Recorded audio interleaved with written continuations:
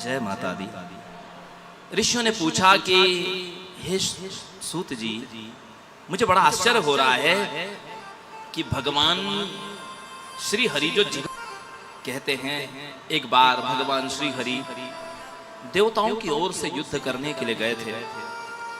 10,000 वर्ष तक का भीषण संग्राम हुआ, जिसमें देवताओं को बड़ी कठिनाई से विजय प्राप्त हुई।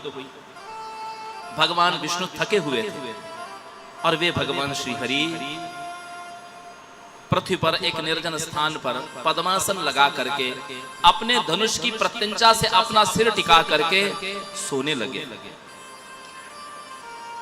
और देवताओं ने एक यज्ञ का अनुष्ठान साध लिया, यज्ञ की दीक्षा ले ली, क्योंकि उस समय एक हयग्रीव नाम का असुर हुआ था जो अजेय था, किसी देवता के द्वारा उसकी पराजय नहीं हो रही थी, स्वर्ग को भी उसने छीन लिया था। और देवताओं ने सोचा कि क्यों ना यज्ञ किया जाए, यज्ञ से हम अपने बल को बढ़ाएं। और यज्ञ के अधिष्ठात्री देवता होते हैं यज्ञ पुरुष, जिनको हम श्री हरि कहते हैं, यज्ञ नारायण। 24 अवतारों में से 7वां अवतार है यज्ञ नारायण। तो यज्ञ नारायण के पास में गए और भगवान श्री हरि को जगाने का प्रयत्न करने लगे,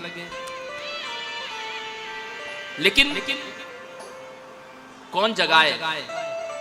ब्रह्मा जी ने देखा एक ब्रह्मी, एक दीमक है, और दीमक से कहा कि ऐसा करो, तुम धनुष की डोरी को काट दो। प्रत्यंचा कट जाने से धनुष जब हिलेगा तो श्री हरि की निद्रा भंग हो जाएगी।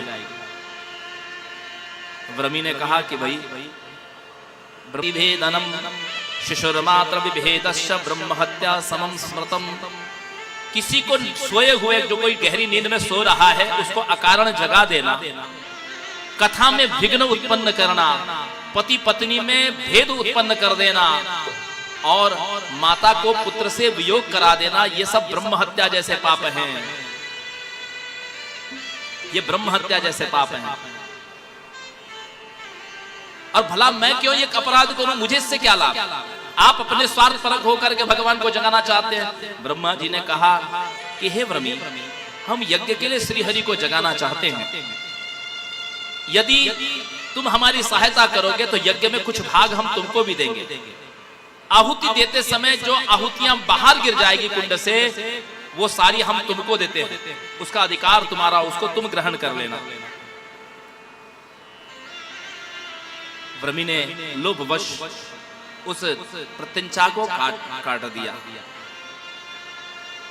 प्रत्यंचायाम विमुक्तायाम, जिस समय प्रत्यंचा कटी उस समय भीषण एक गर्जना हुई, और उस धनुष की उस प्रत्यंचा से भगवान का मस्तक कट गया। शीश कट के सुदूर लवण सागर में जाकर के विलीन हो गया।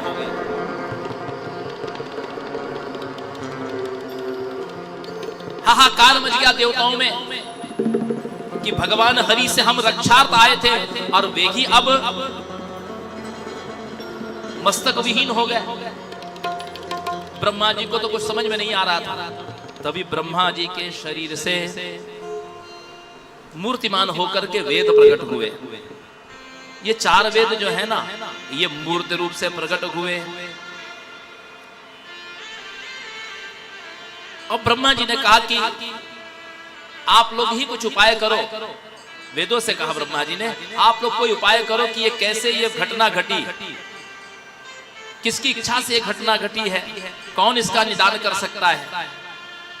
तब वेद उन भगवती की आराधना करने लगे। वेद कहते हैं, न ते रूपम वेत्तुम सकल भुवने कोपि निपुणो, न नाम संख्यम ते कथितुमिह योग्योऽस्ति पुरुषम, यदल्पम कीलालम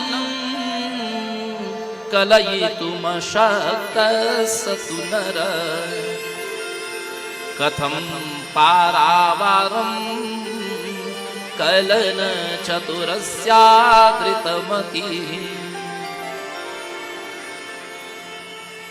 वेद मां की स्तुति कर रहे थे। उन्होंने कहा कि हे देवी, हम आपके रूप का वर्णन कैसे करें। श्रीमद् भागवत के 10वें स्कंद में वेदों ने भगवान की स्तुति की है। वेद स्तुति उसको कहते हैं नरपुटक छंद में। जय जय जय जय अयाज मजित दोष गभीत गुणाम तमसी यदात्मन समवरुद्ध समस्त भगा अग जग दो कसाम अखिल शक्ति बोध कथे क्वचित जयात्मन चरतो नुचरे निगमः। वेद कहते हैं कि संसार में आपके विषय में हम कुछ कहने में यदि कोई जानता है तो वेद ही जानते हैं। आप बताइए कि आपको कैसे पता चला कि देवी ही सर्वश्रेष्ठ है? पुराणों से।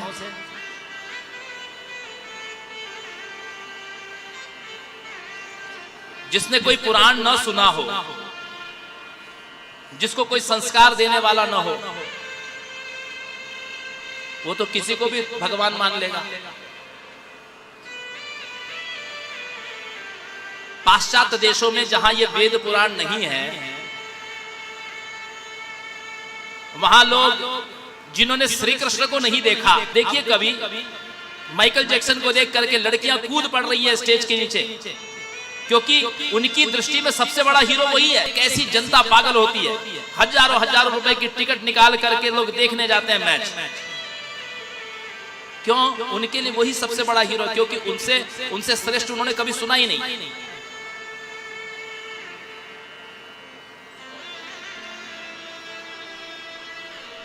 लेकिन